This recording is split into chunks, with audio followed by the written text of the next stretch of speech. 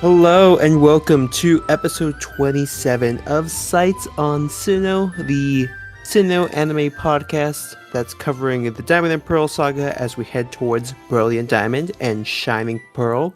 And for this week, we have a few eventful episodes on the line, so I decided to make it a double co-host episode. So with me, we have JM and Karina. How are you guys doing? Hello, good. Thanks for having us on. Yeah, thanks for having us. I'm excited to do a 3-person episode. Yeah, thanks for being here. I think this is your first threesome or three-person episode. Whoa, this was not in the description when you told us what we were signing up for. But JM, how are you feeling about this? I'm feeling better. There's no weird musical arrangements for me to completely fail at like the last episode, so I'm feeling pretty confident this time. Okay. Yeah, I actually don't think I noticed the music too much in these episodes. Nothing exciting. Okay, good to know there. But we do have some exciting stuff happening in 46, called Amazing Race, pretty appropriately titled, I'd say. And this episode's blurb reads, Dawn needs to turn in her coupon for a new Pokémon app, but she has to do it at the Pokemon Center on the far side of the forest, and time is running out. Team Rocket, wearing disguises, hands Dawn and her friends a fake map, tells them there's a shortcut through a nearby cave. But first, they want to take a photo of all our heroes' Pokemon. Before Team Rocket can complete their plot, a group of Graveler and Golem stampede through the cave, splitting our heroes and all their Pokemon. So, already off the bat, there's a lot happening here to set up the premise of this episode, which is basically everyone in our team gets split up and lost in a maze. Now, did you guys have an inkling of where this was going when this episode started off? Did the cold open maybe hit you to anything? What was the cold open again? I always forget. It was just shots of like Pikachu carrying Happiny with Baniri. There was like one of Staravia flying around. Like it was just random. I think it was mostly Pokemon like all over the place. There was one cut in that cold open that was when Ash runs down the one corridor and James like moves over dressed as a rock. Right. And then Pikachu comes behind him and it goes a different direction because the rock's blocking. Right. Yeah, there was just a lot going on in this cold open. I wasn't really sure where it was going. I mean, the maze part is kind of self-explanatory. Mm-hmm. But when the episode started, it was like, how are we going to get there? And how are we going to get there fast? And for context, in case people don't know what the Pokétch is, that is the watch that you wear in the Sinnoh games, which has a ton of different apps on it that you can go through. In the games itself, it's the bottom screen, and you can go between different ones to look at useful tools or like little fun like things that you can interact with. And here, Dawn is running to get this Pokétch app because it's gonna be super useful and make her watch a lot better for some reason. And Nurse Joy says, "No, you're the wrong one. You have to go to this other Pokemon Center." And we get a fun little moment where before Krogan can even stop Brock from infatuating over Nurse Joy, Dawn just grabs Brock and leaves out the door before Krogan can poison jab him, which is funny. That was a fun shot. I enjoyed that. Yeah, and from here we get to this cave where Team Rocket was just waiting for them, apparently. Like, I guess. This was like the first of many moments of just like confusion on my end. I found myself very confused at many points. Like a thing would happen, and then suddenly like a thing would happen, and I found myself having this feeling of like, did we just finish the cold open and like jump back to something? Like, am I missing something? With like, what is happening here? I have a question. Is there a director's cut of this episode that we missed? Man. Because there are so many scenes in this episode that don't connect, and like I feel like we're missing a good 5 to 10 minutes. You know, that would explain a lot. They just straight up took some stuff out. I will say it does feel like it wraps up kind of quickly. Yeah, but my complaints or my like confusion comes in like basically from when Team Rocket shows up outside the cave to about halfway through the maze scene. Okay. We can cover it as we go, but there's a lot of things that just like wait. Yeah, are we just supposed to like understand that?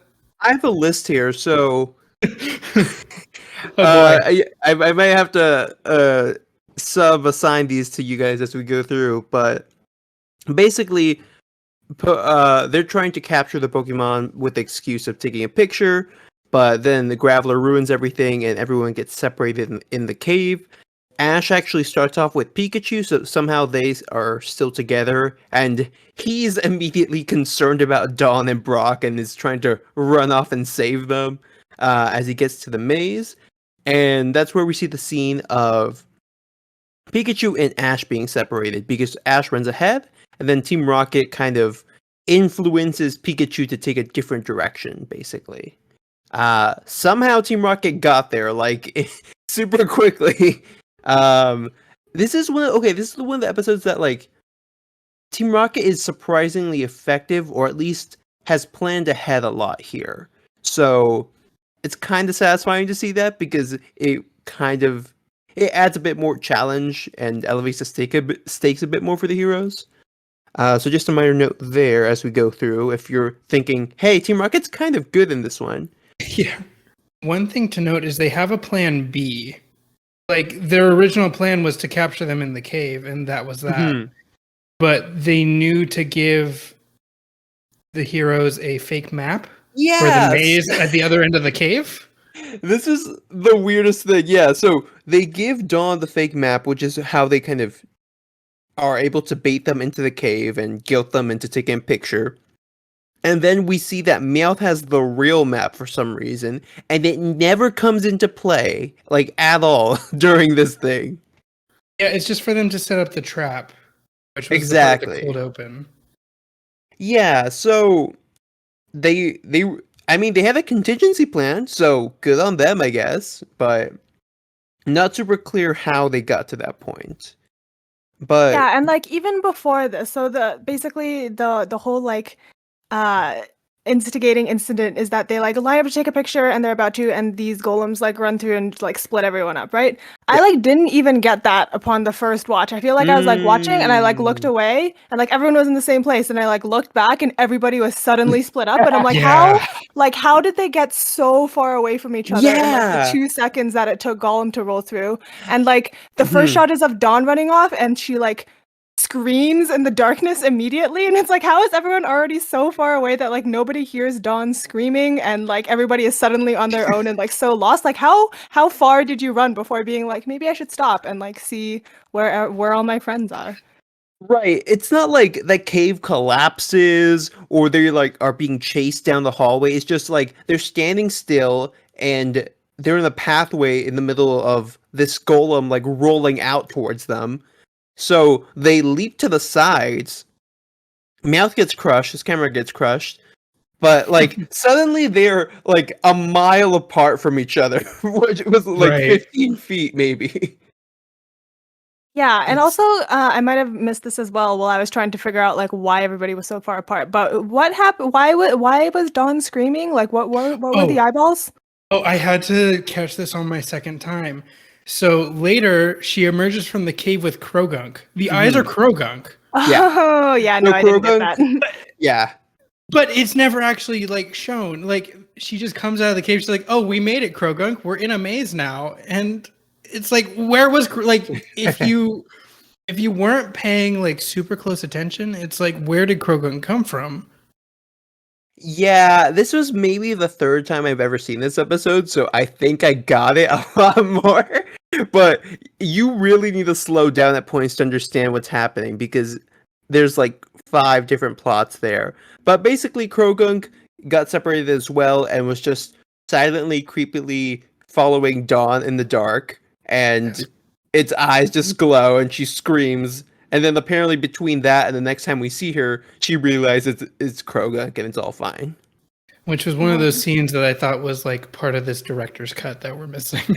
Yeah, totally. Like that would have been a good thing to have explained, but I digress. Yeah, so once we get to the maze and we have like the first separation, which is Ash and Pikachu, we have Ash on his own, just like we don't even know what he's doing, just apparently running into dead ends as we kind of gather later. We get Pikachu who runs into Happiny and Baniri, who are fighting over which way to go, which we'll get to in a second, and maybe Pegu can cover this, or Karina. We get Brock with pretty much all of the rest of Ash's Pokemon, Staravia, Aipom, and Turtwig, which maybe JM can talk about a little bit. Mm-hmm. And then Dawn and Krogunk, who are emerging from the cave. And Dawn, okay, this is the part that bothers me the most. Dawn doesn't even care about the Pokemon. She's like, I need to get this Poketch app, and she just wants to get through the maze. She's so tunnel vision. But I thought that was weird too. You did forget the most important character in this episode. Oh man. Paul. Made a note to say something about that, and I even forgot about it in the last 2 minutes while you were describing about. Yeah, that was weird. Who invited Paul to this maze? Why is he here? So going back one step in this whole sequence of events, Ash runs out of the cave and sees Paul and runs towards them, but then he sees the maze beneath, so he's about to fall into it and then stops himself. But asks Paul if he's seen anything, and Paul's in the middle trying to catch a Fearow, and he keeps pausing to talk to Ash until he's Ash just freaks out and runs away to try to save Dawn. And then we cut to an interaction of Dawn finding Paul, and she's like, have you seen any of those? And he's like, he gives some snarky response. Yeah, and he's Dawn, like, not you too. And she's like, fine, I'm sorry, I'm trying to live a life. And then she runs away. And then Brock shows up and asks the same thing, and Paul's like, no, I haven't seen either of them. And I'm like, why are you straight up lying? How is that less effort for you than being like, yes, leave me alone, rather than no, I The audacity of this man, and this whole problem could have been solved if Paul just used his Master Ball on the Fearow like Professor Oak advised. Yeah, jeez. He only had listened to Professor Oak. But yeah, I guess he doesn't come back ever, does he? Nope. It's never explained. Unless it comes up later, but he's just there. And there's no reason given in the episode. Nobody is really surprised to see him. Ash is kind of oh, it's Paul. Have you seen my friends? But Dawn shows up and she's like, Paul, have you seen these people? And she's not like, Paul, why are you here? It's just oh, you're here. Have you seen my friends? And same with Brock. And then that's just that. The best part is that Brock shows up to Paul, it's not even a cut, it's a pan up. Yeah. And then Brock's there, hey, have you seen Dawn? It's Dawn's right below you. Yeah. She was right there. Hilarious. I kind of love it, actually, because it's everyone's annoying Paul, and it's fun to see him get antagonized a bit without even realizing it. This whole maze sequence, starting with the Paul stuff, just feels very Looney Tunes. Yes, it's extremely cartoony, which I find kind of refreshing, actually. The episode right before this is actually a Hunter J episode, which is a lot more serious in tone. The next one after this also has a really weird blend of tones, so I thought this was a kind of nice palate cleanser for that. But before we go into that more comparison discussion, going back to the group of events, so we get Pikachu, Happiny, and Baniri meeting up. the budding Pikachu and Baniri romance here. That moment, I did make a note of that. Okay, I thought so. I actually did write that down. That Baniri is still in love with Pikachu, and I'm so here for it. And Baniri grabs Pikachu's hand, and they're holding hands. And Pikachu's like, oh, this is actually kind of nice. And they're just running along holding hands, and Baniri's over the moon, and I was dying. It was very cute. I liked it. I liked how Pikachu was kind of nervous at first, and then it cuts away, and the next time it shows them, Pikachu's like, yeah, this is nice. Yeah, he's just kind of going with it. He's the dad here carrying the Happiny and holding Baniri's hand. It's so cute. Yeah, and they're just walking through, and he turns this fight into a very romantic moment for him and Baniri. Yeah, I love it. And then going back to Brock and all of Ash's Pokemon, JM, there's just like one little thing that happens here, but do you remember that? I know he sends Staravia to like run recon over the maze. Exactly, yeah. Staravia kind of like volunteers, and he's like, "Yeah, do it." Yeah, he like sends Staravia up, and then there's like a few cuts of like the other characters as like Staravia comes near them. Like it flies over Dawn, and that's how like Dawn knows to start looking for at least Staravia. Doesn't know who Staravia's with, and then Staravia lands and finds Pikachu, Happiny, and Baniri together at that like tree at the top of the staircase. Yeah, like a little garden area, basically. And right before this, we also get Dawn and Krogan trying to get their way through the maze, but Dawn has like a fake map and it's just messing her up, so she's not getting anywhere. But then Krogan senses that there's some stuff coming this way, and it's of course the Golem and the Graveler that are still making their way through. And at this point, they just move over to the sides of the walls and get out of the way, but they realize that they're actually running away or rolling away from an Onyx, who's now just plowing through this maze. And Dawn freaks out and says she's gonna get crushed, so we get a Krogan hero moment. Yeah, you know what? To be honest, I'm surprised that Dawn didn't take that opportunity when she was like pressed up against the wall with Krogan to pull out the Pokedex and be like, I don't think I've seen a Golem before. Thank you for doing that. I was waiting for that. No Pokedex, I think, this whole episode. Really?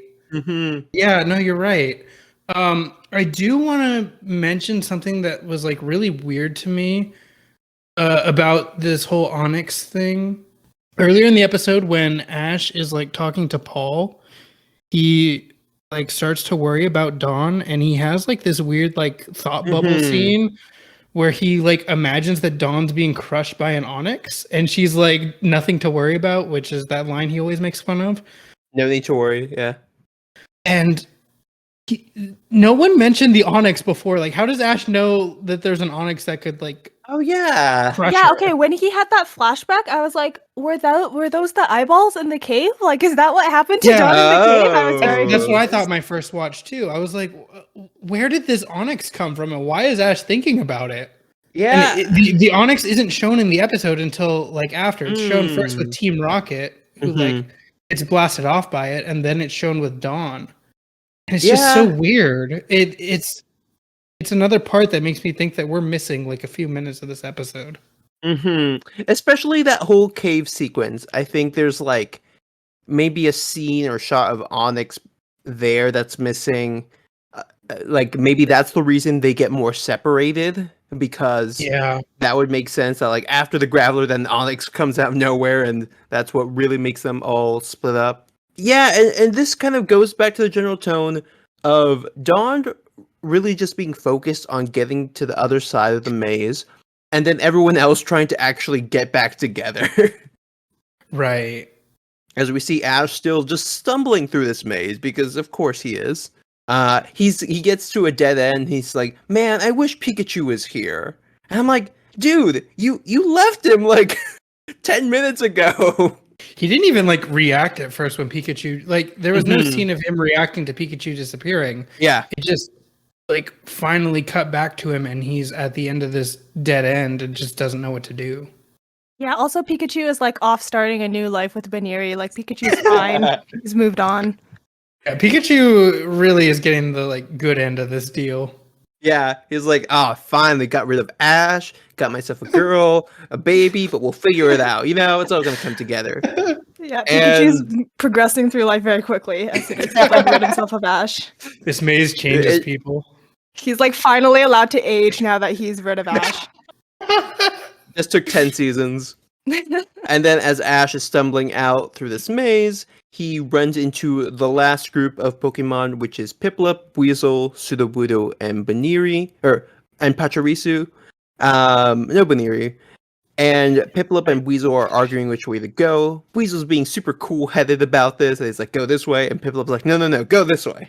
Pachirisu's getting kind of upset over the fighting, and Ash tries to step in, and he's like, no, stop fighting, we don't want this. But Pachirisu is already using discharge, and everyone here gets shocked. But He's like, all right, hopefully everyone got it out of their systems now. Yeah, this like Piplup Buizel dynamic is kind of it's something. Like I guess Buizel is still like I feel like I'm still trying to figure out Buizel as a Pokemon, you know? I feel like he didn't really want to join Dawn's team all that much. He took like a million balls to catch. He was like a real struggle for Dawn and like didn't listen to her. He's like always arguing with her favorite Pokemon.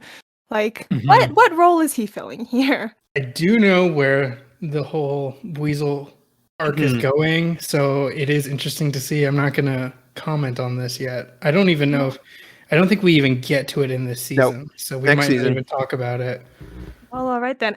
Can we actually take a tangent and go into something completely unrelated? Will, do you remember who I predicted that Zoe was going to catch? Yes. I don't. Was I right? No. Okay. Oh, man. You were right, and then you immediately just dismissed that prediction. Yeah, I saw, this is like not to do with this episode, but when we finally saw that Zoe caught a Shellos, I was like, I remember thinking Shellos, and I was like, I don't know if Shellos actually made it into my top 3 predictions. But, yeah, that's disappointing. You ended up like picking Mantike and some other Pokemon, I think. Well, there was a Mantine that appeared, it just wasn't Zoe's. Yes. Oh, yeah. But yeah, you were right originally, and then immediately we're like, no. Here's my true prediction. So close. That's disappointing. It was your first instinct, which is always good. But here they are kind of facing their own instincts of survival as Onix comes barreling down towards them, and Ash is immediately like, all right, you guys work for me now. Piplup, Bubble Beam, the Buizel Water Gun, and immediately are actually pretty effective at staving off this Onix and making it run the other way. I actually really like this. Same. Like the contrast, because this came immediately after Dawn like got saved by Krogunk. You see the contrast of Ash is like, okay, this is what we're doing. Like, this is how we're gonna defeat this Onix. And it really showed the like difference between the two of them. And of course he had more Pokemon at his disposal to help with this, and 2 water types. Yeah, I was like, oh, he would have not had a fun time with like any other team members because those are the only water types that they have. If he was stuck with Pachirisu and Pikachu, oh no, game over. Yeah, I was gonna say the same thing, that I really liked it. I really liked seeing Ash battle with Dawn's Pokemon, and in general, just seeing the dynamics of everyone being kind of stuck with everybody else's Pokemon and seeing how they work together. I thought that was kind of fun to see. Yeah, there were so many fun matchups in this episode.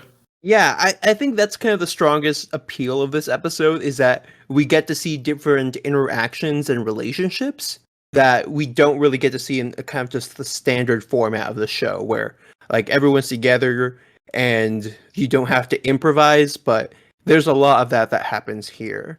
And Pikachu's improvising at playing the parent as we cut back to that scene of him, Baneri, and Happiny, who is the Playhouse Pokemon, of course, has set up a imaginary little like tea time with the 3 of them, with a leaf as a bowl or a cup, and kind of a bunch of petals inside of it to pretend to be food.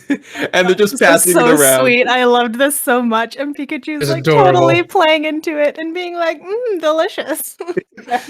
It was so cute. Such a good father. Yep. Yeah.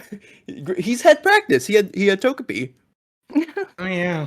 And they're just chilling out there, and Brock's like, oh cool, as he finds them because Staravia led them towards there.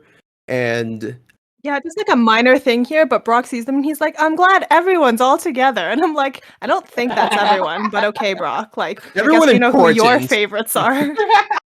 I mean, yeah, because Dawn, I think, shows up right after this as well, right? Mm-hmm.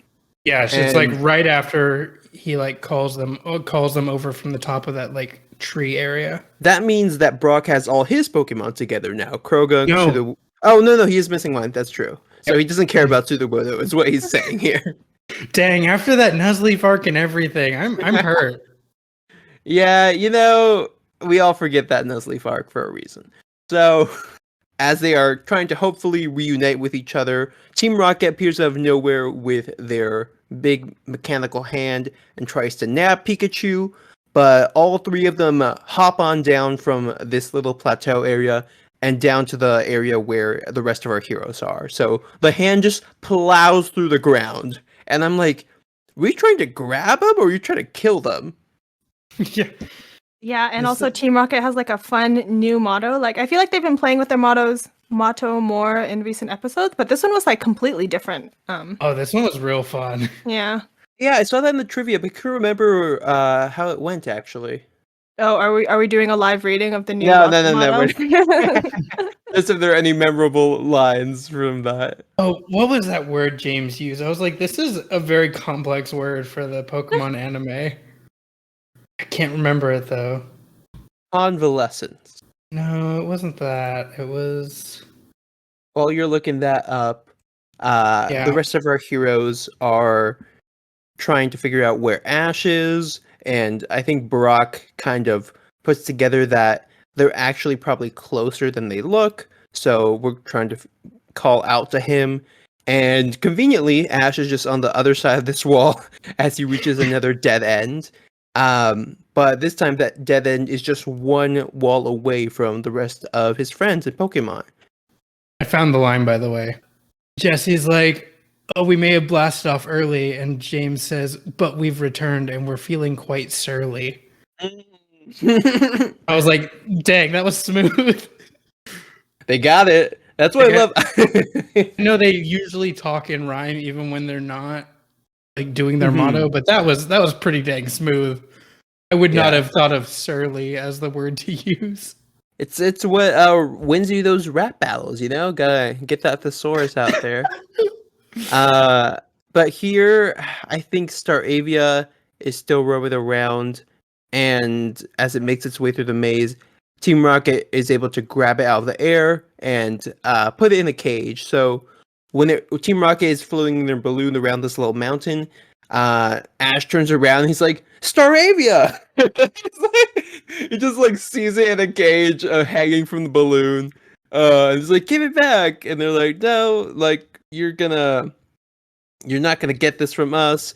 And then decide to trap him by punching the side of the mountain and causing a landslide of rocks and other stuff behind him. So now Ash and his Pokemon and the Pokemon that he's with are completely trapped. So I don't really get why Team Rocket did this. Yeah, I was also confused why they went for Staravia. I guess it was like it was there, so they did. I don't really know. Yeah, it was kind of just like what they ended up with after the arm missed like Pikachu. Yeah, it's kind of implied that it's to avoid them getting back together because they don't want them to regroup. But it's not like they seem to have a plan C going on here. Yeah, it's hard to tell like how much of this is like planned on Team Rocket's end and how much is completely made up on the spot, which is normal for them. But like this episode especially. Because here we aren't sure what they're trying to do with like the maps and all that. But what the team decides to do, as Brock kind of takes the lead here, is knock down the wall that's between them by all aiming at a specific spot.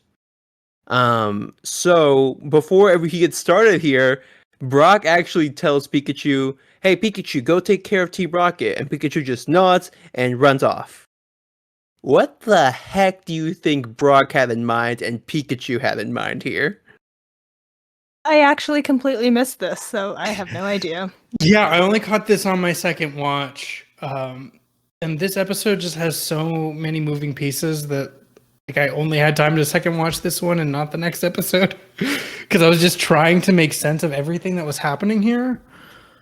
And I don't know what Brock was thinking here. I mean, maybe the standard like Pikachu used Thunderbolt and like woohoo, we win, but beyond that, say that JM is much more diligent co-host than I am. I watched it once and it made no sense, and I was like, well, JM and Will explain it to me. It's fine. I needed to watch this one twice just because I was like, what is going on? And I still don't completely know. Yeah, I think the first time I saw this episode at all was halfway through it on TV as we get to like this last act, and I just see where Pikachu is, and we'll get to that. But I was like, what? Like, how did we get here? But to kind of lead into that moment, yeah. Did you have something, Jam? It's like when an author is like writing a book and has like 10 characters they need to get to one location. Mm-hmm. They're like across this like massive world they created. I'm looking at you, Game of Thrones. And they have no idea how to do it. Mm-hmm. And they just kind of, wave their hands. They're like, yeah, this is going to work. That works out. That's like fine, is basically what we come down to. And here, like, I kind of wish they hadn't tried to break down the wall. I kind of would have liked them to explore how to get back together more. But that kind of ends up being the plan here, as each of the Pokemon that they have on all sides start attacking this one spot. With Dawn, Piplup, Buizel, with Dawn's Piplup, Buizel attacking on Ash's side, and on the other side we have like Apom, Turtwig, Croagunk, all also aiming at one spot. Pachirisu sits out because Ash is like, you might just shock us again, and we don't want that happening. That was so rude, but like fair. Yeah, it's like, sure. Pachirisu only has like. I did like this. Sorry. Oh, you did? Okay. I did, and I think it just shows, like, as aloof and, like, clueless as Ash comes off as a, like, person, he's a very, like, observant and perceptive trainer. Mm-hmm. And he just, like, throughout this episode shows so much, like, very consistent, strong command over these Pokemon that he's never actually, like, used himself. Mm-hmm. And the one that sticks out to me was when Sudowoodo looks at him and he's like, "Oh yeah, you can use Mimic." Mm-hmm. Okay. So you can like help us out here. I'm glad you mentioned that because he says, "Oh, you can use Mimic," and I'm like, "Oh, okay." So he's gonna copy Bubble Beam or Water Gun. And then he uses it wrong. You're right. He's like, use Mimic to mimic me cheering them on. Hey, it's the thought that counts. I'm like, did you just not want to animate Sudowoodo doing one of these attacks? Is that what's happening here? You could be slightly more useful, Ash, but all right, sure. Maybe he's like, we need moral support in this case, more than actual firepower. What? I said more than actual support. Oh, yeah, exactly. And after a dramatic slew of attacks from both sides, they are able to break through the wall and make a very conveniently shaped little arch for Ash and everyone else to come through. And that's where Team Rocket angrily comes back from around their hiding place and starts to lower themselves down. And we see a cut of Pikachu just menacingly at the top of the plateau, charging its cheeks. And I love that moment because that's what I first saw when I was kind of just scrolling through TV and saw this episode for the first time years ago. And they're like immediately freaked out, and that gives Pikachu an opening to use Iron Tail on the cage and get Staravia out of there. Also, very smoothly landing on Staravia's back and flying back around to unleash a Thunderbolt on Team Rocket. Oh man, I love this callback. I love everything about this part. Like, what's the callback part?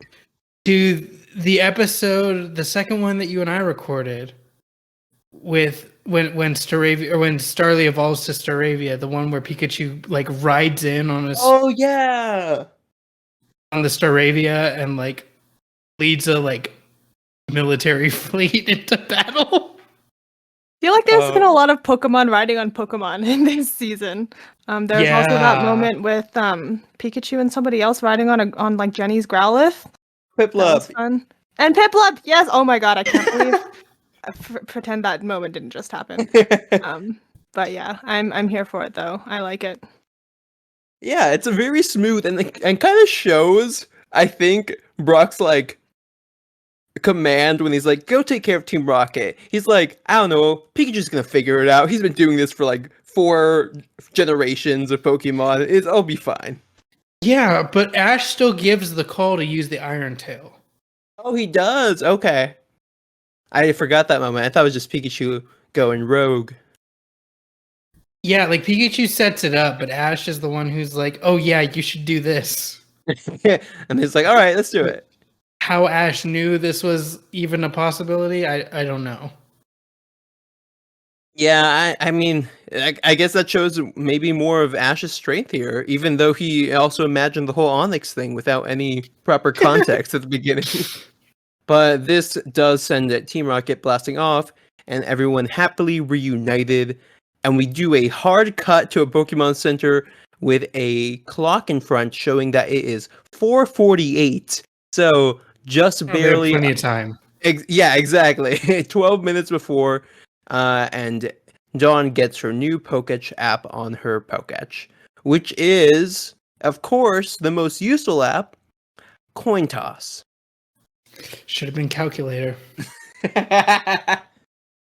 What do you think about this reveal of the app that Dawn was going through all this trouble for?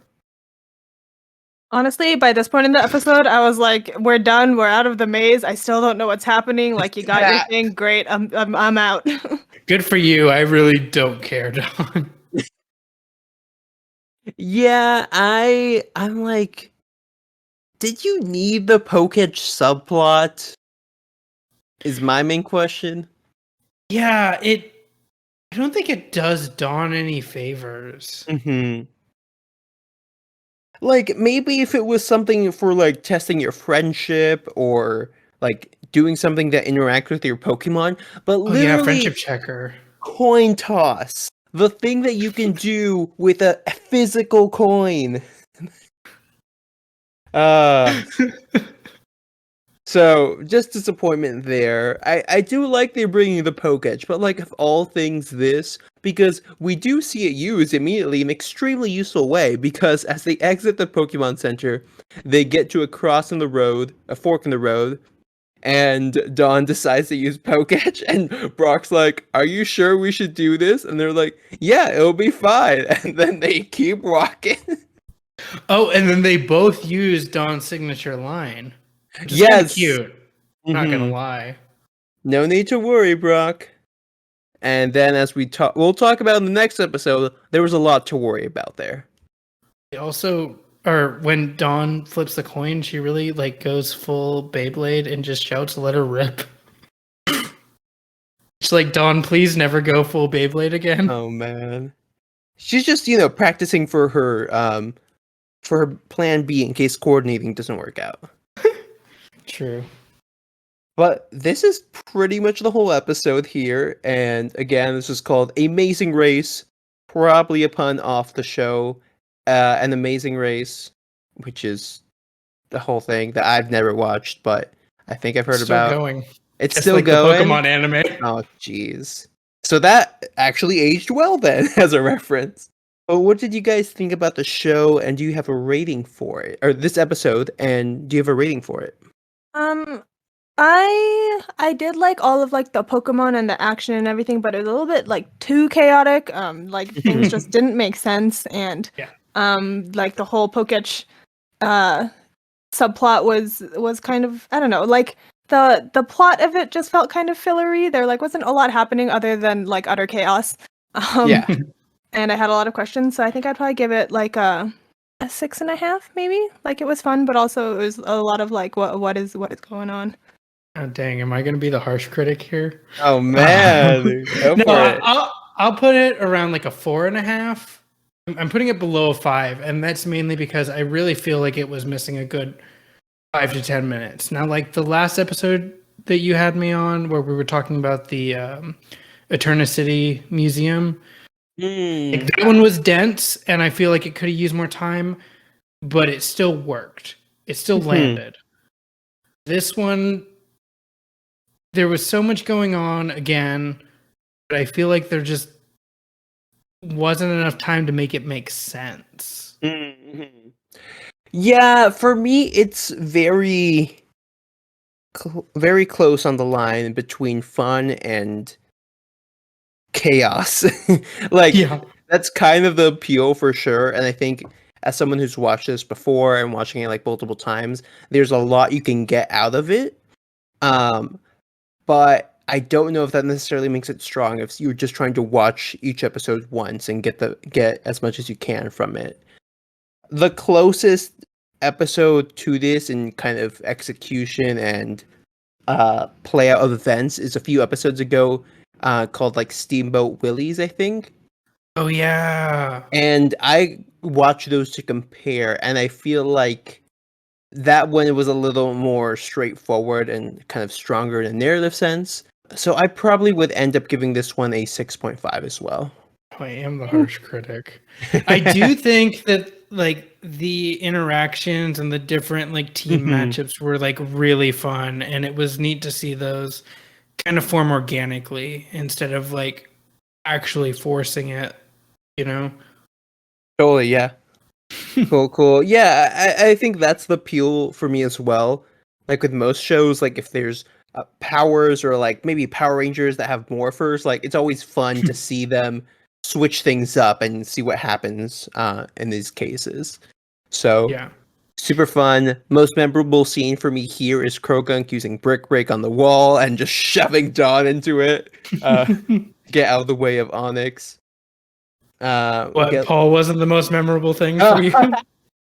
Paul, I don't think we ever see Paul with that Firo, so I'm wondering if that's why he also has a more resentment for Ash and his friends, because it doesn't look like he ends up catching that.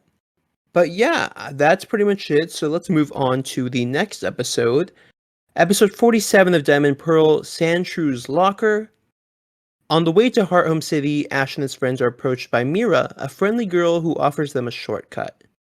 All they have to do is use her Abra to teleport to Hearthome City. The gang eagerly accepts the deal, but to their surprise, Abra teleports them to the top of a dam. Mira apologizes, but since they're there, she asks everyone to help her recover a piece of heirloom jewelry that's lost in the lake behind the dam, aka a locket that her grandmother left her. So, I want to say right here that if they had taken the other path, they wouldn't have ended up in this situation. Just skip the episode. We're done. Yeah. I just realized I was trying to figure out what like the title was a play off of, and I didn't think of anything until you just said it. But it's Davy Jones' locker, right? Mm-hmm. That's what it's punning on. Got it. Yeah. Okay, cool. That was bugging me, but I'm glad we worked that one out, folks. That one's forced. Yeah. Hey, it like kind of like they actually missed the opportunity, I think, once we figure out what's going on here. Because I was like, "What? Really? It was so easy, and you didn't do it." They're in the school and everything. But this starts off with Mira kind of spying on our heroes as they're playing in the river with Buizel and Piplup, enjoying the water, and you see menacing cut to her face where she's like, "Piplup and Buizel, I could use them." And then she looks so sinister here. Yeah, I was like so ready for another evil person to show up. I like I'll talk about it more, but it was just like I feel like it was a bit of I don't know. I feel like it was kind of a red herring a little bit. Like I don't think she's evil. She's just like kind of manipulative. Yes, that's what it is. Yeah. Definitely. Mira for manipulative. That's how you remember. She then finds them later on the road, and she comes out of nowhere and is like, "Excuse me, do you need help to get to Hearthome City? I know a shortcut." And they're like, "Oh, cool. Yeah, we'll bite." And she brings out her Abra, and they're like, "Yeah, just hold on to Abra, and we'll go to Hearthome City." And then they quote unquote accidentally instead teleport to the top of a dam. And that's where she gives them the spiel of like, "Hey, yeah, sorry, I didn't mean to bring you here, but like since we are, could you help me like get this heirloom back? And then maybe afterwards I can take you to Hearthome." And I think Brock is the one who calls her out, right? Yeah, but not yet. I feel like one more thing happens. Yeah, he calls her out after her second lie. Okay. Yeah. Yeah, like I think there's like an awkward laughter between like Dawn, Ash, and Mira there, where she's like, "Yes, hey, you kind of planned this, didn't you?" I'm like, "Oh, yeah, oops, sorry." My bad. So yeah, also, how did nobody see this coming from a million miles away of like, meet strange girl in forest. She tells you she will take you somewhere. She doesn't actually take you where she says she's going to. Surprise! Like, it'd be one thing if it's like, I can lead you this way, but no, hold on to my Abra. Yeah. And we're gonna teleport. Never do that, kids. If you see an Abra and a stranger offering you to teleport, that's a big no-no. No. And then they set out near this lakefront and dive down underwater using these like oxygen converting things, which you've seen in the anime before, where they just hold them in their mouth and they can basically breathe underwater. And they go down with Piplup and Buizel leading the way. And as we go, we see that this lake isn't your average lake, as there's all these houses and buildings at the bottom. There's a whole dang town. Yes. What do you guys think about that? Like, it's fine if we, don't pass over it, but there's no explanation given. Yeah, even when Mira like explains about how they like put her town underwater, everyone's just kind of like, "Oh yeah, that makes sense. We just like flooded this town. That's fine. Let's keep looking." Like, yeah. Even when they explain it, they still like don't really go into it at all. I don't know. It's kind of weird. It's very much glossed over. They're like, as we find out later on, Mira explains that she used to live in this town. Like, maybe, given how old she looks in her flashbacks, like maybe a year or two ago at most. Yeah, that's what I was gonna say. It's very recent. Mm-hmm. And she says that what led to this is that a group of people came to town telling them that they had to move because it was going to be put underwater because of this dam. And I'm just trying to figure out the logistics of how a town ends up underwater if you build a dam. Well, I mean, it's built upstream, like the part that's dammed off.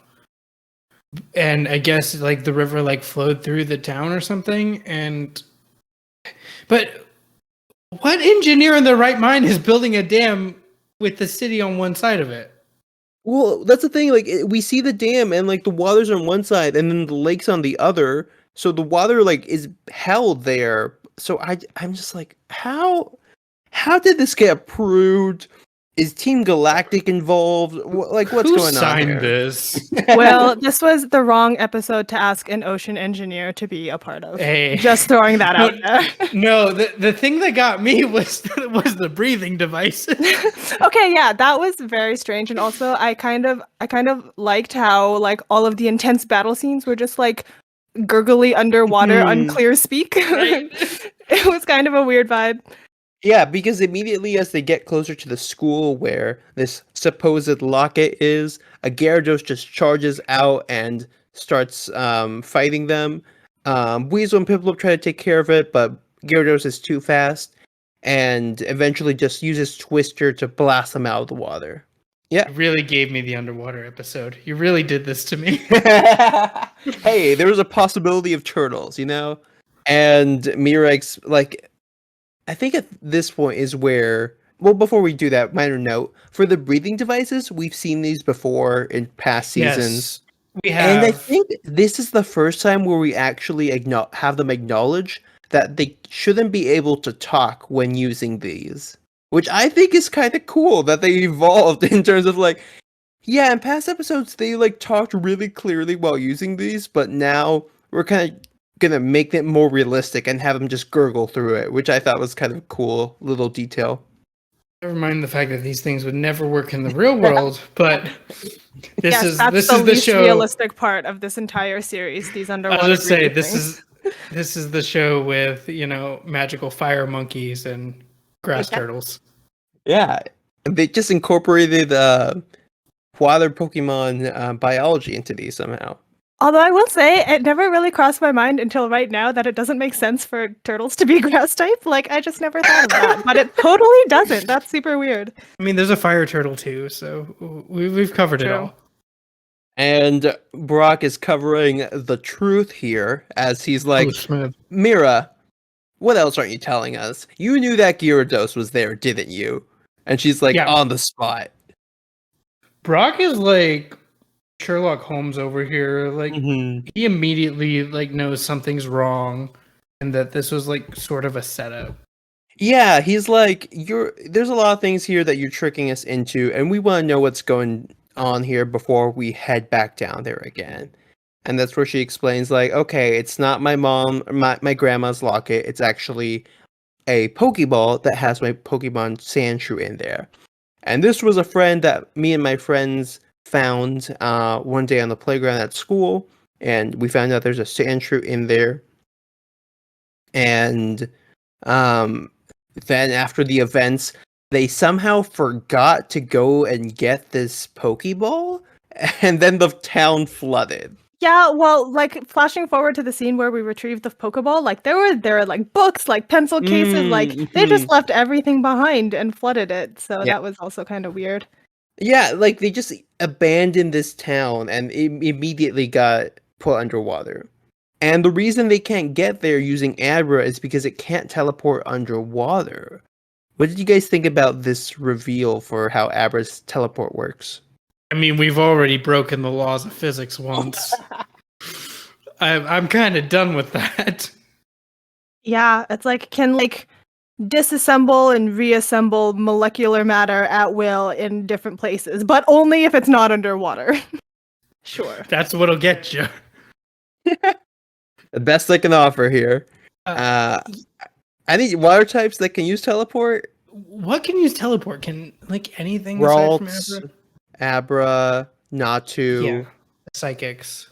A lot of psychics. Gothitelle. Well, we don't have a lot of water psychics, do we? I don't think so. We have Starmie. Oh boy, Slowbro. Can you imagine Slowbro teleporting? I think it might actually. I will check this out, but yeah, here they're like, you should have just told us the truth sooner, Mira. And she's like, all right, yeah, you're right. I'll do that. Why do you think Mira is lying so much to even get here? Like, we do get a bit of an explanation, but I wanted to know what you guys thought. I mean, I kind of think I didn't really like try to look for any subtext beyond what she said, which is like, if I told you, like, you wouldn't come, which is totally fair. I mean, I think they would have, but if you're like a typical human, you know, in this non-Pokemon world, being like, how could like you wouldn't expect people to go with you to hunt down this crazy Gyarados, you know? So I can see that, but also like she probably just tends towards like a scheming, manipulative personality. Yeah, I think it's a mixture as well. I do think that she's like the luckiest girl on earth to run into Ash, Brock, and Dawn, who are the type who will help literally everyone, even if it extends their trip between cities by 10 episodes. Yeah, and they're also just like totally fine with being lied to and like kidnapped. Like Mira explains, and they're like, "Oh, that's fine. We'll help you." Like nobody is mad or anything. And I'm like, even after the second explanation, like she's lied to them twice, right? and they're still like, "Yeah, we'll help you. No worries." Like, what? They're very forgiving, and I'm like, you guys, this is gonna bite you one day. This is precisely why they fall for Team Rocket every episode. Going back to the teleport real quick, a lot of Pokemon can learn it in Gen 1 and then not learn it until, again, in Gen 7 for Let's Go Pikachu and Let's Go Eevee, including Slowpoke, Slowbro, Shelder, Cloyster, Staryu, Starmie, to name some of the water types.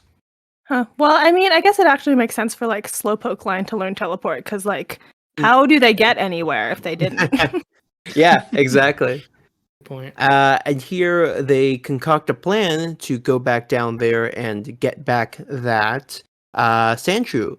So we see most of their team head down there, except Ash and Pikachu, who are missing. And after some leading on with Buizel and Piplup, they're able to bait Gyarados out of the water, where Pikachu is able to zap it with Thunderbolt in the middle of the air. And then Gyarados falls to the bottom of the lake, never to be seen again. Yeah, brutal. Take notes, kids. This is the first time, or not actually, but one of the first times Ash actually cares about type advantages. Yeah. Hey, it's useful when it's useful. And then from there, everyone heads back down underwater to try to make their way towards the school. Team Rocket comes out of nowhere on a like Sharpedo underwater scooter thing, which looks pretty cool, I'll admit. They call it a jet ski. Yes. I don't know if it is. It's very loose definition here of jet ski. They launch a Carvana or Feebas missile, I think. Carvana. Okay, so this wasn't an actual Carvana, right? No. Okay. Because I was like, wait, since when can Meowth like command Pokemon to do stuff? But yeah. And with everyone dazed, they send out their next missile, which is a Magikarp missile, and that instead produces a net, which grabs Abra and sends them off. Buizel and Piplup start trying to chase because not only is Abra captured, but Mira as well. And this is the cold open, basically, of Mira grabbing onto Abra as they're being hauled away by the net.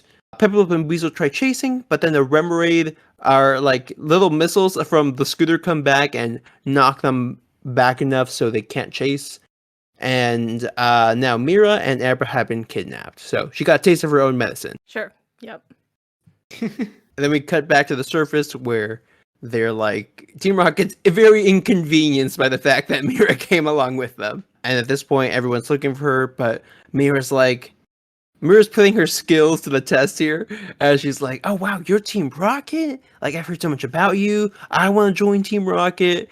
And their egos get to them as she's able to just distract them with a lot of sweet talk here. Yeah, okay. I don't know if it's just like me being gullible or like I was confused enough about Mira still that I was like, wait, she actually wants to join Team Rocket? Like, is she actually sinister? Oh man, I was thinking the opposite because I had like already seen her lie to the others like twice. Like, I wouldn't put it past her to join Team Rocket. I was also like, she's also the type who would just lie to everyone and not feel any remorse. Yeah, that too. But I was thinking like flashing back to the episode where we introduced Zoe, and I remember being like very confused about like whether we were supposed to like Zoe or not, and I felt like that very much for Mira as well. And I don't know if this is like a thing they're doing on purpose to like lend nuance to their characters, but here I am just like trying to enjoy Pokemon and being like, just tell me whether I'm supposed to like this person or not. I don't know. Right. Stop playing with my emotions. So yeah. I need a black and white parallel here. Can't be gray. No, this is Diamond and Pearl. Black and White comes later. Oh my gosh. Oh my god. Don't even get me started on that season. Don't hurt him like this. And apparently she was stalling for time as Abra recoups itself from this whole ordeal, apparently, and quickly tells Abra to teleport them away, and they just vanish out from underneath Team Rocket's noses in a very satisfying way. Yep, easy peasy. I don't know what Team Rocket expected here. Yeah. Like, their whole plan on getting Abra was so that they have a quick teleport to escape when things get bad and they start to lose their quote-unquote battles. Mm-hmm. So why are they surprised that Mira did exactly that? Because it's Team Rocket. They're bad at being bad. That's fair. They didn't think that far ahead, apparently. But they will next time we see them, so spoilers for that. But Mira teleports back to the camp as everyone's getting ready to go look for her. And she's like, all right, go down there again? Like, yeah. So for the, what, is it like the third time? And finally make themselves all the way down to the area where the school is. Gyarados is gone. Thankfully, it hasn't woken back up. And they get to a chest where inside is the Pokeball. So they're able to grab it and then make themselves all the way back to the surface. And she introduces everyone to Sandshrew, which is the first and only Pokédex. Or, no, it's actually the second one, I think, of this episode. Is it? Did she do Abra? Yeah. Okay. Yeah. I love Sandshrew, so I'm like, oh, cute. We get to see this little buddy again. Sandshrew back in the pool. Oh no. Mira's better than that. That's I'll give her that much credit. Yeah, It's a low bar, but at least you passed that. Exactly. But the happiness, however, is short-lived as Abra gets snatched up by a net that came out of the blue. Team Rocket's giving their motto as they float away on their balloon. But Mira's like, just teleport. Like, come on, like you've done this before. But it doesn't work, as apparently Team Rocket has found a way to make the net psychic proof. Man, I was complaining about the hand waving in the last episode, but this is incredible. This is next level for sure. I mean, like, maybe you somehow put a bunch of dark energy TCG cards into the net or something. That was definitely it. Yep. It's actually powered by James's bottle cap collection. Or like you had a bunch of Pokemon just use Mean Look continuously on the net for hours. I just had the effects linger for some reason. Apparently they did not make it Razor Leaf proof, so they can only cover one type of thing at a time. As Turtwig is able to let the net free, and as Abra's in freefall, teleports away back to Mira. Team Rocket sends out their Pokemon to battle, which are Dustox and Cacnea. Turtwig is able to dodge, hit it with Razor Leaf, and then Sandshrew is like, alright, I want to battle. I've been in this Pokeball for a year. I'm gonna do something this episode. Is able to hit them with Slash, and then Sandstorm to knock them both away, before Ash finally has Pikachu use Thunderbolt to blast them off. And after this battle, Mira's like, alright, I'm gonna keep my promise and send you to Hearthome, so they all get teleported there, and they thank Mira, in spite of her lying to them for half the episode, then journey off into the city. Yeah, hopefully we finally get the gym battle soon. Oh my gosh, Karina. You, I think you just jinxed it, actually. I don't think Ash is going to have this gym battle for another season, actually. Don't do this to us. But yeah, what do you think about this episode overall? And do you guys know who Mira is in the games? Oh, is she in the games? Oh man, I don't remember anything from the games, so I also did not think about her being in the games. That's cool. Mira. So before you look her up, what do you guys remember about her? Or if you do, and I don't. What do you think about her? Yeah, just from this portrayal in the anime. Not a huge fan. Mm-hmm. I just don't like the manipulative nature, and that. Not even that. Like, fine, lie to me, but like, own up to it. Lie to me. And like, have some remorse over it. Like, geez, she was like, no shame, lying to everyone in this episode. Yeah, that's true. I think I feel the same. So, in the games, she is one of the event companion characters. So, if you guys remember Cheryl in Eterna Forest, if you go to a place called Wayward Cave, which is actually geographically on the route between Eterna City and Hearthome City, you can team up with Mira to go through this cave, and she will use a Kadabra to battle her way through. And once you get through the cave and you get to the battle frontier, if you want to do co-op battles with AI, she is one of the characters that you can choose, and she specializes in special attackers. Oh, that's cool. Yeah, she because it's Battle Frontier, they have some crazy rosters. Some things that she can have include Porygon Z, Gengar, Togekiss, Magnezone, Alakazam, which is presumably the evolved version of her Abra, Espeon, Gardevoir, Roserade, Magmortar, Glaceon, Zapdos, Latios, and I think a few more. So just no Sandshrew, apparently. But yeah, she's kind of just a minor character that you run into.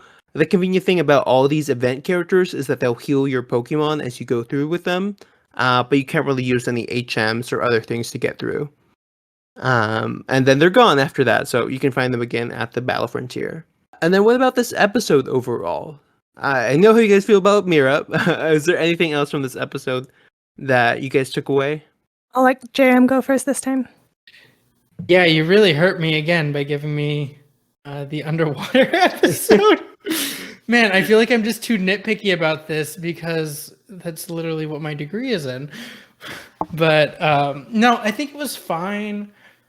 I'm surprised they filled 20 minutes, honestly. It's kind of like, at least compared to the last episode, it's kind of straightforward. Yeah. And it's really just the same scene basically 3 times. Mm-hmm. They just keep going back down into this like sunken school. This like cursed lake city.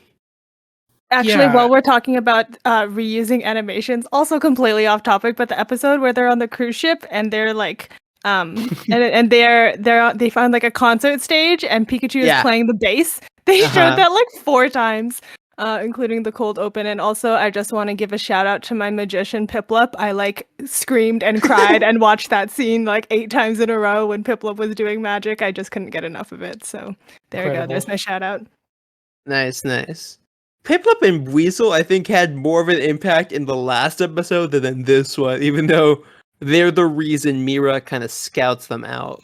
Yeah, and they're kind of like they're given that importance at the beginning, and they really only do their thing for like 5 seconds, and then you don't see them again. And then I just feel like they kind of dragged out the whole like retrieving the Sandshrew part of this for a little too long. Yeah, agreed. And it was like not that interesting of like a reveal of like why we really need to go down and like retrieve this thing from this this flooded town. I was more concerned with like how like if the heroes could trust her or not, rather than like if that Sandshrew was okay. Like poor Sandshrew, I know, but I just felt like more of the focus was on like, is Mira actually like decent, or is she actually like a Team Rocket sympathizer? It's very questionable, and she doesn't get a ton of development also. I think when you bring up the fact that she was an event character in the games, it kind of like lessens that impact, because like Cheryl got a whole arc of like 3 episodes. Oh, true. And then Mira's over here getting 1, and you still don't even know like where she stands at the end of it.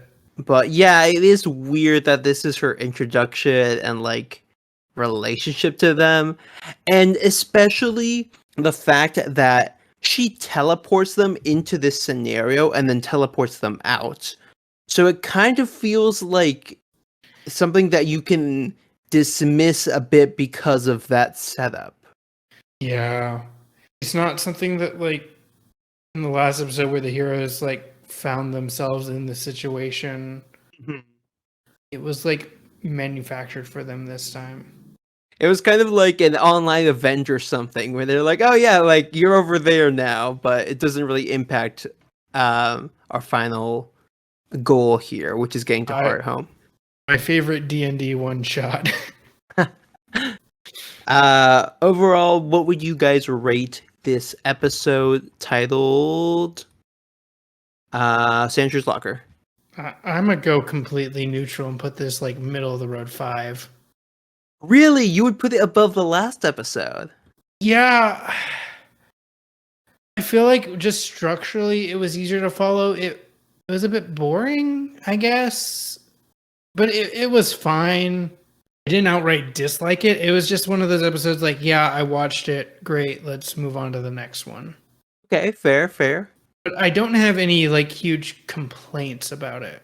Well, I think I'm going to give this episode a 4. I feel like my episode ratings are just like, how much fun did I have watching this episode? And this one was that's like, totally fair.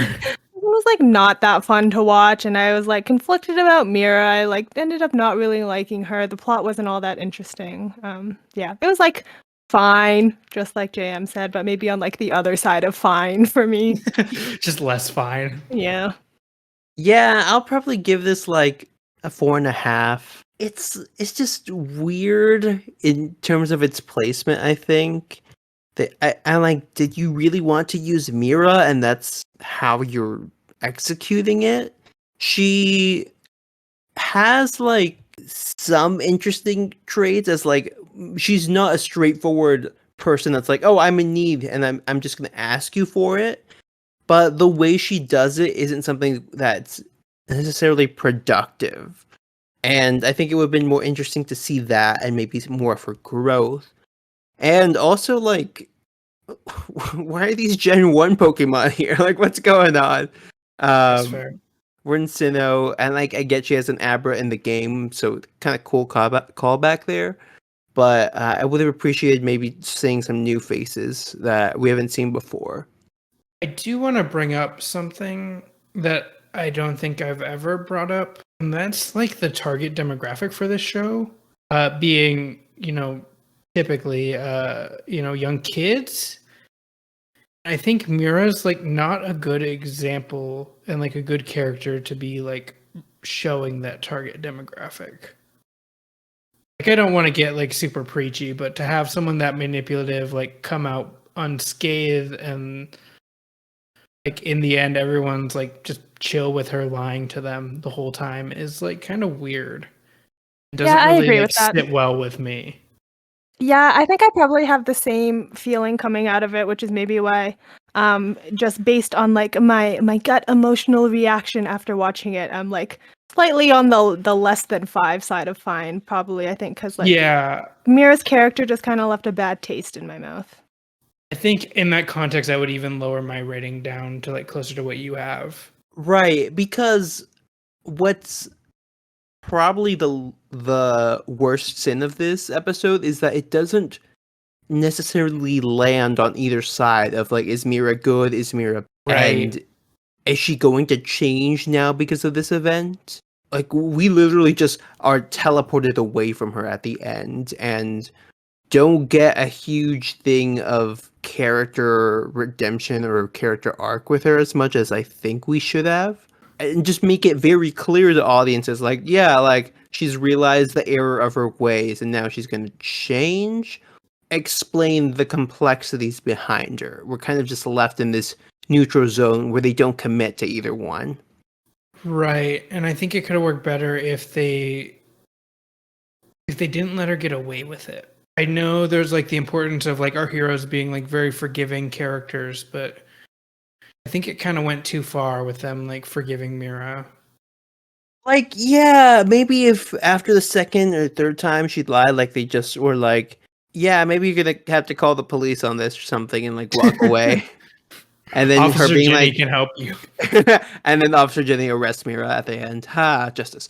But like maybe something so that she goes like, okay, I'm sorry, and like here's everything. This is why I'm lying, and her realizing that she doesn't have to lie.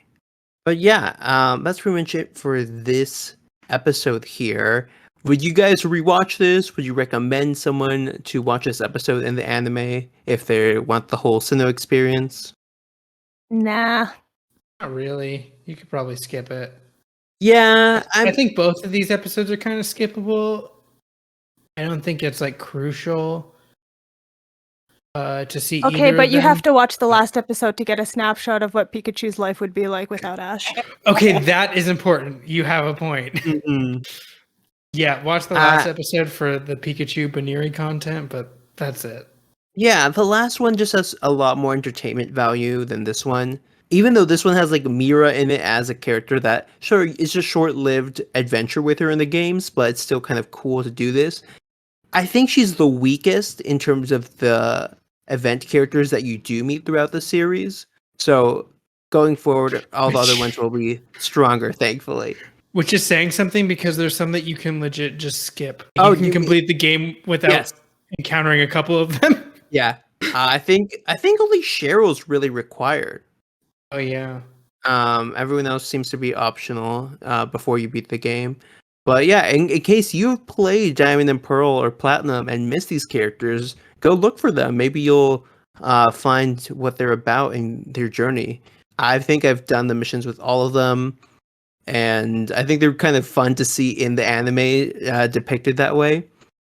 And yeah, I wonder if we'll see any changes with them with the remakes as well. Maybe they'll give them like updated teams or more of a backstory, which kind of be nice. Any thoughts so far on how this season is headed overall and what our team of Pokemon look like for our heroes? It's kind of exciting that we're, I guess, maybe getting. I don't actually know how many episodes are in the season, but like maybe getting toward the end and like seeing some more of the legendaries pop up and like the Elite Four and the champion stuff, which is kind of exciting to see as we maybe get a little bit closer to the culmination of the Sinnoh region, or at least this season of it. Yeah, exactly. Yeah, I think the build-up's pretty solid. I like that we've made, substantial progress. We're at Hearthome, which is, like a big point in the games. It's kind of like just short of the halfway point, I guess. It's like games when you really get access to a lot of Sinnoh because it's that whole eastern side of Mount Coronet. So it does feel like we've made some progress. I like that we've gotten some lore and some Team Galactic at least mentions. So it feels like we're building up to something. I just don't know if we're building up to it in these next 5 episodes or however many we have left. Yes, we have 4 episodes left actually of this season. And yeah, there's a lot that happens in these, which is kind of fun. But Hearthome is in general a good like midway point for the game, even though like you only have 2 badges when you get there. But you go through that town so much because you loop around because of the geography of the region. And overall, I think it's a really fun and memorable town. So if you guys want to hear our thoughts on that city once we get there, feel free to tune in next time for episode 28 of Sights on Sinnoh as we discuss everything that happens there. And then as we get to the season finale, we'll be chatting up with all our hosts as we go through the last arc here of the season. But as always, I've been William, and today we're joined again with JM and Karina. If people want to reach out to you, where can they find you? Yeah, so I'm on Twitter at TurtleGuy512. Pretty easy. I like turtles. If you didn't get that from all the episodes I've been in. I am Pengumon on the internet, especially. Yeah, I don't know why I said especially. I'm Pengumon on the internet. I like penguins. Penguins are definitely the superior ocean creature. Ouch. Well, yeah, we're good. Well, we'll actually hopefully have you guys on for a special turtle penguin episode, so we'll see how that goes. But thank you guys for being here as always. It's been great to hear your thoughts on all this, both an action-packed episode and a bit more of a divisive one. Yeah, thanks for having us on, as always. Yeah, tons of fun. Cool. And if you've been listening, feel free to like, share, subscribe, leave a comment below what you thought about these episodes. Do you like Mira? Do you think she should serve prison time? Let us know below. And feel free to tune into Pokemon.com and see what they have posted there for series. That's where we've been watching the episodes, and where you can watch other seasons as well, movies, all kinds of good stuff, and officially from the Pokemon Company. So there's that. So we will see you next time here on Sights on Sinnoh, and until then, have a good one. See you in Sinnoh.